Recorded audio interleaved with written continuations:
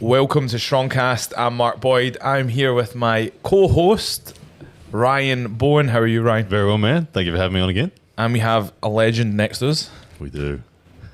Dave Chaffee. How are you, Dave? I'm doing real well. Thanks again also for having me on.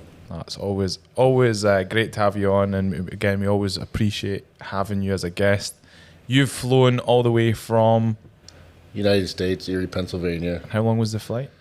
Well, it's almost, it's like a full day basically. We fly or drive from Erie to Cleveland, fly Cleveland to Boston, which is like an hour and a half flight, and then the long ones from Boston to Dubai, about 12 and a half hours. So Yeah. it's a full day of travel basically. I've did that one before. Yeah, it's a long, Yeah. arduous trip. How are you feeling? Are you feeling recovered? No. we got, Sorry, Dave. we got here Tuesday night.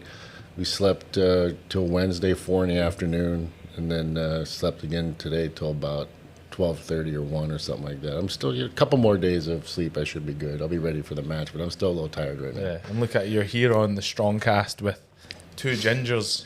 Yeah, there we go. How are you feeling? Are you recovered? Man, it's much the same. Hey, getting here from Australia, it's 14 hours. It's time zones. I don't know where I'm at. I'm not gonna even try. I'm just gonna embrace it. Probably stay awake all week, and yeah. You've set a bed up in Strong Gym, no? Yeah, I'm moving in. I'm ready to. He's been here every day, twice a day. I literally don't know what time it is. I don't know, but yeah. I would be sleeping. No. Definitely not. Have you sized up Vitaly yet as well? Obviously, the man you're here to face. Yeah, we ran into each other last night at my photo stuff. He's a very big guy, big hand. I knew he was big, but then you see him in person, you're like, holy shit, he's big. Yeah. So this was the first time you actually met him? A few years ago, like 4 years ago, I met him at Zloty. It was a real brief meeting, but that was it. Never really, talked to him or nothing like that. This time, it's the real deal, so you're going to take things real seriously, and it's going to be a challenge. It's going to be one heck of a match. He's a monster for sure. So. What was your initial thoughts when you first bumped into him? I'm like, oh, hey, looking up at the guy, you know what I mean? I shook his hand. His hand is big, and you can tell it's strong. Definitely got my work cut out for me, but I always do. They always have me pulling big guys. I think I'm bigger than everybody I pull is bigger than me, so I'm kind of used to it. The giant slayer. Well, I've always thought of you, Dave, as like one of the true gatekeepers to the elite level of super heavyweight arm wrestling, and Vitaly somewhat similar as well. So this is a really big story update, I think, for you guys. Do you feel that weight and that tension of that as well? Yeah, I've been wanting to pull Vitaly for probably 3 or 4 years. He's been one of them guys that he was probably number 2 to Levon for quite a while. Yeah. Then you hadn't seen him for a little bit. COVID, put an end to a lot of stuff. But yeah, he's been the top guy for 4 or 5 years. And there's not a ton of guys that I really want to pull, but he's definitely one on my list for sure. And I'm very excited about the match. Yeah. When I remember back to his performance against Levon, it was 2019.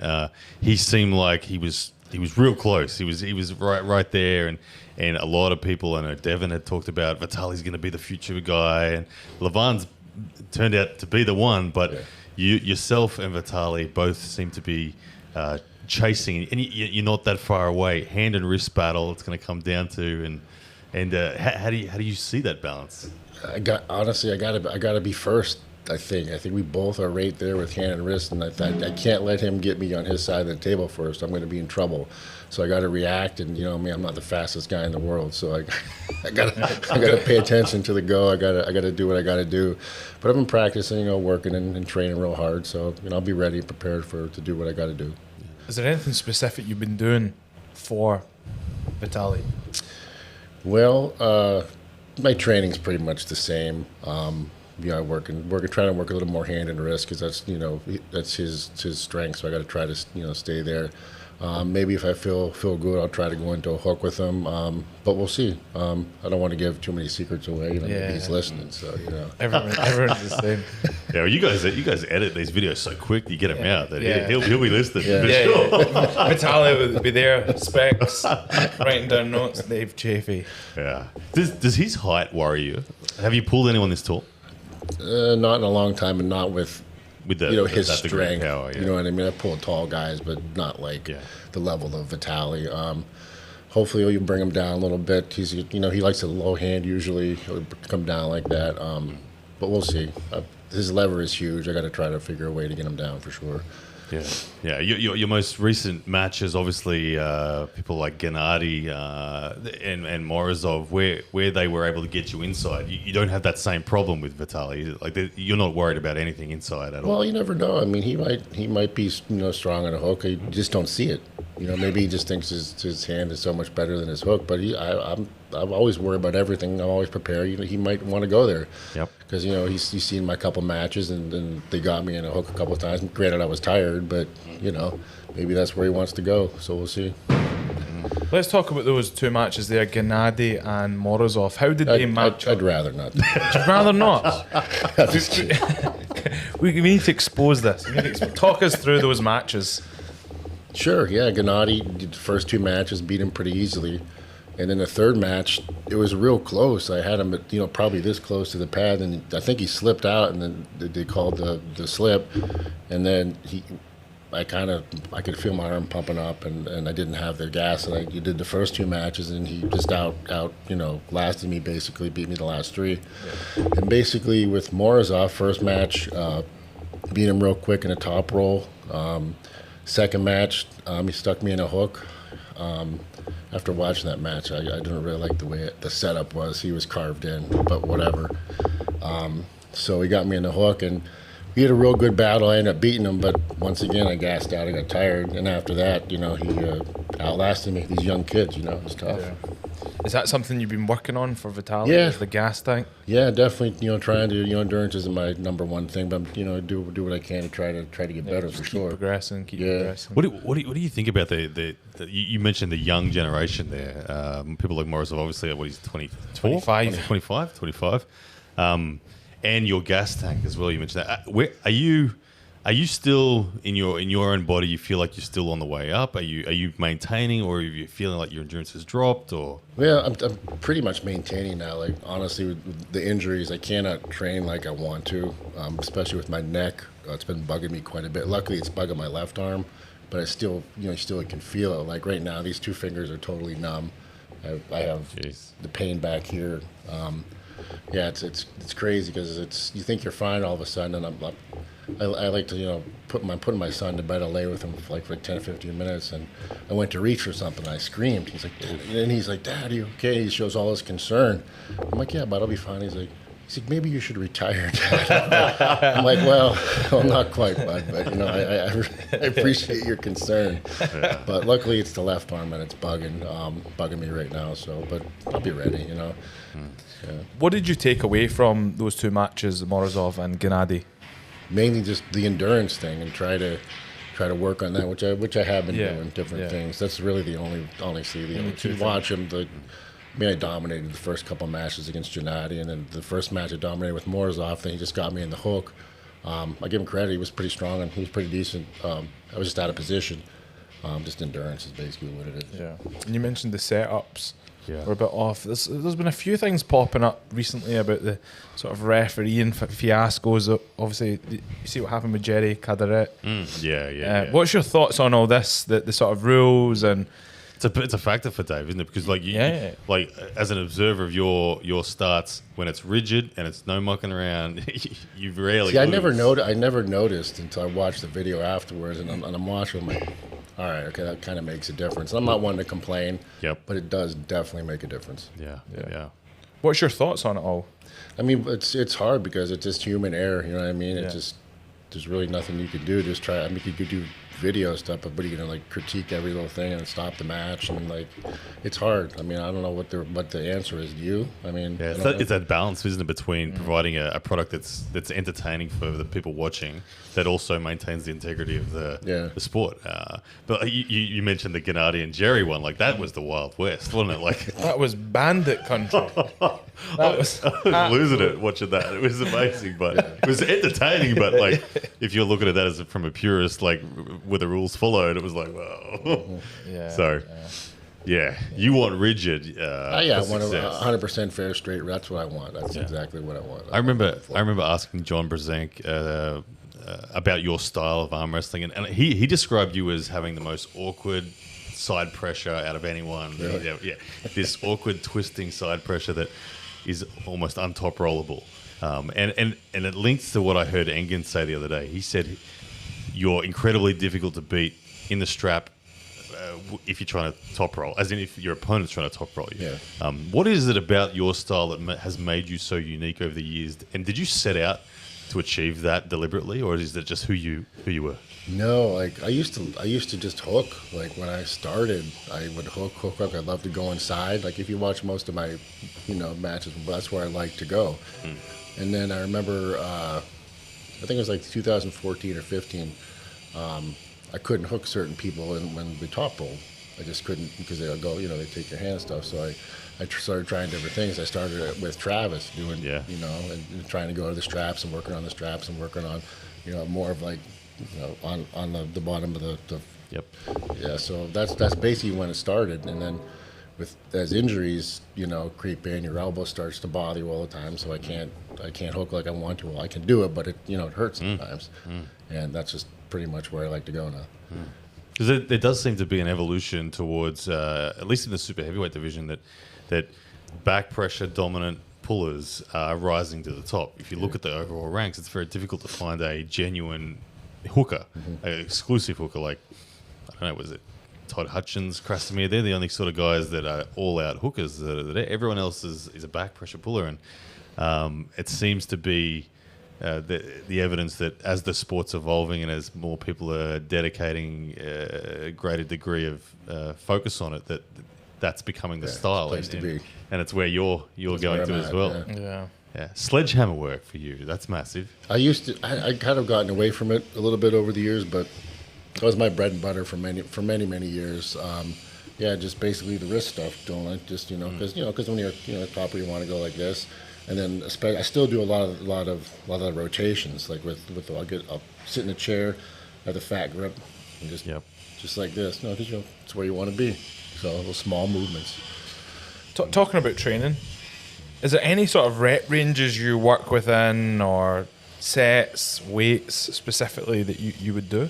I'm sorry, what was that? Is there any sort of rep ranges or volume, or you work heavy weights? How is your training structured? I try to say semi-heavy. Semi-heavy, most yeah. of the time, and sort of lower repetitions, higher repetitions? Usually mid, and then always on my last couple of sets, I'll just hold, basically, just pushing out to try to get endurance and stuff like that. But it's mainly mid to lower reps. Yeah. And throughout, let's say, programming, do you peak the weight? Do you peak the volume? So, for example, let's say... Yeah, I usually like to be at my top like 2 weeks out. Yeah. That's my last arm wrestling training session. I'll do another week of training, and I'll kind of just to get the blood flow the last week or so. And how much table time would you do, let's say, a week? Once a week. Once a week, once a week. And then 4 training sessions, or usually sometimes 5 to 6, depending on. But they're not long; they're like 20 minutes usually. Because I've heard a lot of athletes training twice a day, 3 times a day. Yeah. I like to train twice a day. Todd Hutchins they're short sessions. They're split and they're very different in relative effort, but there seems to be a lot of ways to get to the top. I don't know whether it's just you got to find what's good for you. The discipline and the consistency to just keep going. But I'm really investigating what we just call base strength that you and I you were teaching me the other day in the bench press and compared to specific. Where do you what ratio of base strength to specific strength do you focus on? You talk like compound strength. So like when I say base, we're talking chest, shoulders, back. I don't do anything with shoulders really. Yep. I don't bench press. I haven't bench pressed since I broke my arm in 2007. I used to be real big into like lifting, and I used to always bench. Yep. And I broke my arm, and I'm like, I got to swipe. So this is just all arm wrestling. That's everything's geared towards arm wrestling. Beautiful. I do bicep work and tricep work because I feel that you use that for a lot in arm wrestling. Sometimes for chest I will get on like a 1-arm pec deck and just do these. Yep. So, I remember Travis showing me footage of you. I don't know, it was from Game of Arms or maybe it was a different series at the time. But you were on the machine preacher with one arm, and you had 85 kilo or something on there, and you're just like it was just nothing. You're just warming up with it. It was like Ron Burgundy. it was like that. It was unreal. So your foundation strength is huge, but then you spend more time on wrists and little things. Yeah, that's cool. I'd love to ask about your Levan match. There's one I've wanted to ask. I don't know if someone's asked this before, but why didn't you hook him? Why didn't you go at him? We all wanted to see what would have happened. You get up there, your mind just goes like I was flustered the first. I tried to slip out the first time, and he took me, and it was real close. I slipped out. It was too late, and then I kept trying to get out, and they kept calling fouls, and I don't know. Yeah, and at the end, his hand obviously is obviously strong. another. I wasn't expecting the hand strength to be like that. Yep. To be honest with you, I knew he was going to be strong, but I figured I'd be able to get out. There must be a curiosity in you that wants to know what it would have felt like if you had been strapped to him and it just had gone. Yeah, I would love to do that for sure. Yeah. Definitely, he's strong. Honestly, I'll be honest with you. I think it's Levan, and then there's a bunch of guys right there. Yeah, I do. Yeah. Comparatively, how do they match up with Morozov and Gennady? Levan? Oh, not even close. Not even close. They're not even close. I'm not going to. Yeah, they're not close to Levan. What about Saplenkov? Like we're seeing, he's here this weekend. King of the Table as a guest. He's making rumblings of a comeback and all that sort of stuff. And you've pulled him when he was at his height. There's such different pullers. I mean, Levan's just so big and his hand is so strong, and Dennis was the good inside hook puller. I could see possibly Levan taking him down, Dennis going to his king move and maybe wearing him down, but I don't know. It's that kind of apples and oranges. You know what I mean? Yeah. So, that's cool to just see it all bubbling around right now, and it's going to happen again. Your name's right there. Would Dennis be the guy that he was 10 years ago? You know what I mean? Hard to imagine. Yeah. So I guess we'll find out. We will. Potentially soon. Yeah. So how do you see this weekend going down? What's in your head? Obviously, you're there to win. Yes. You're there to beat Vitali. If you beat him, what's the steps thereafter? I just take it match by match. Anganov would be a possible match in the next one, but it's not set, so I can't really talk about who it is. It's somebody I'd like to pull, though. Okay. So just, if hopefully I'm lucky enough to get the win of Vitali, see what happens. I really, honestly, I need a break. This is my 4th match in 6 months. It's a lot for me, really. Usually I pull one big match a year. It's been 2 of that, and it's taking its toll. I need a little bit of a rest. An off season, maybe. Yeah, a little bit, and then just gear up, and then be ready to go again. Yeah. So. Would you normally schedule an off season? I mean, it's just honestly, you take in arm wrestling, you just take matches as they come. Basically, you know how it is. Like if something pops up, like I'm going to do that. Got an offer here, okay, I'll do that. It's the way it is. And I suppose that's with the infancy of the sport, is that you just take the opportunities as they come along. Hopefully that changes and it develops, and you can pre-plan and schedule and have proper off seasons where you can build into a peak and come in your best form rather than. Yeah, it's weird how the sport's actually become during COVID. It's unexpectedly landed at an amazing place where it's good. Yeah, and who would have thought that it's probably the least COVID friendly sport there is? Face to face, hand in hand, no masks. Yeah. This is a great time for arm wrestling with the King of the Table, East versus West Quan. There's just so many events. It's hard to not want to be a part of them. Yeah. Yeah. So. Who out of the top 10, or I would stretch it out to maybe top 20, are the names that you think are the most hungry to climb to the top of the ranks? Well, it looks like Morozov's probably there. I mean, he's strong, good top roll, decent inside. I think he's probably the number one guy that's up and coming. Yep. Probably from the United States, I give probably Derek the biggest up and comer. Nice. Yeah, he's got a little bit to go, but I think he'll get there. He's big, strong. He is a big dude. He's got a desire. He's a big dude. When we were at East vs West last time, the table, I'm glad Engen realised the table. I don't know. Did you get to step up to the table when it was the dimensions were off. No. Yeah. Everything was an inch and a half short. Oh, really? And luckily we mentioned it because I went up there and I felt it and I said, "Hey, Derek, come in." Derek's standing at this table and like, what is going on? I haven't seen an arm wrestler that big in my life, but Derek, you feel like he's got the genetic He definitely potential, does. doesn't he? Yeah. And he wants it too. He's got the desire. So Yeah. if he stays with it and keeps it up, I think he could get there. Where's your desire? You mentioned to me earlier your son and that saying you should retire and that. Where's your desire? Well, here's the thing. I could be done tomorrow. I could be done in 10 years. Like if I have to stay injury free, I still love to pull. I love going places and I love the competition. I still have the fire and you get up there. But the hard part is, you wake up in the morning and you hurt. And you try to train and you hurt. It's just that's the puts a damper on things. So if I stay healthy, I can do it for a long time. If not, you just don't know. So honestly every match is emotional for me because you never know. So. There you go.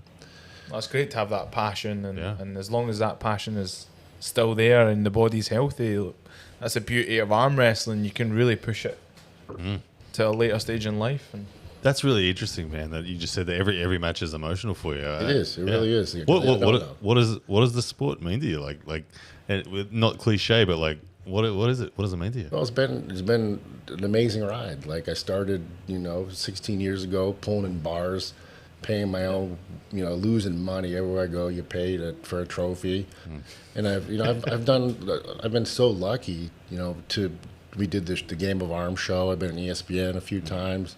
Get to travel to all these places and pull like the top guys in the world. I mean, I've been pulling the top guys for quite a few years now. It's just, it's been an incredible ride. Yeah. And you sometimes you feel like you're getting close to the end. It's definitely emotional. You just don't know. What's your most memorable moment?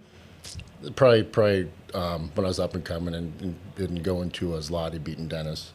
Yeah. The first match going there and no one expected me to do anything. You know what I mean?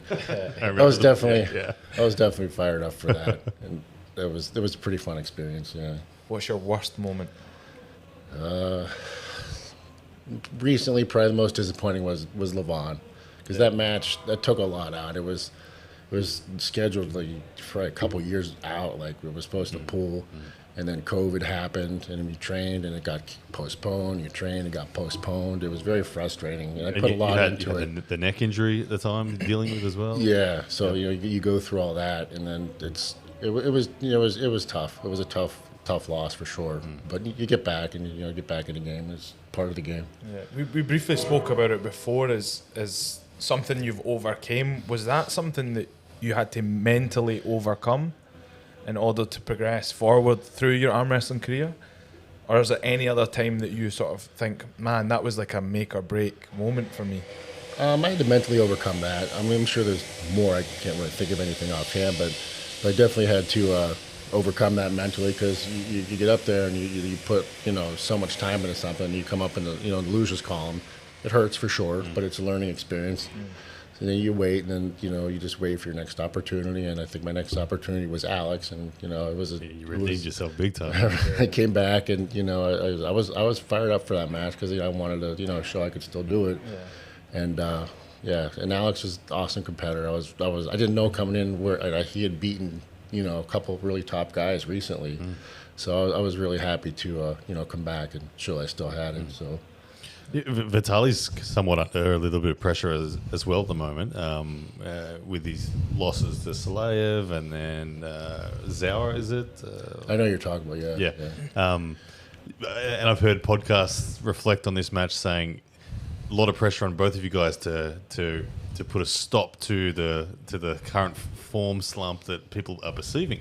Do you feel like you're in a form slump? Do you feel that pressure? Honestly, at times, but then I look back at my losses, and this could easily be my chance for my fourth win of the year if I would have just gotten this much closer to pinning Gennady, and I had a little much more gas in my tank with Morozov. So I look at my wins and losses. I don't feel that it's that disappointing of a year. I can see how people perceive that because if I lose, it's my third loss in a row. but I don't Yeah, and believe that. the internet, and that can be a fickle place. You lose a couple of times, all of a sudden you're rubbish. Done. You're done. You're done. Yeah, that's it. You're out. Yeah. And I've spoke about this before with strongman, particularly, is obviously this is great for arm wrestling, having all these opportunities, but is it good for the athletes showing their true performance when they're coming in 80%, 90%? How do you feel coming into Vitaly? I feel good. I could be better. Yeah. I'm as good as I can possibly be at today. Yeah. Like I said, my neck's bugging me. I have a shot scheduled for my neck. I couldn't get it in, but luckily it's my left arm. Yeah. It's going numb. My right's fine. Yeah. So. Vitaly said the same. He's not coming in 100%. Yeah, it's hard to come in 100% in this sport, and in strongman as well. I'm sure there's always some sort of niggle. Yeah, that you're carrying, and you're right. There's always something wrong with you, no matter a nick or something. There's always something. Yeah. So it's hard, isn't it? But when opportunities are presented in front of you, the sport's growing. You got to take them. Yeah. But what I love about it is the fact that the more the sport grows, the more the characters are known in their story.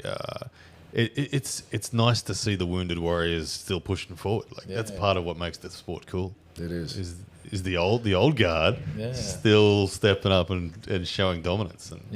And I think you're in that category now. How old are you, man? I'll be 46 in January. Yeah, you're in the category.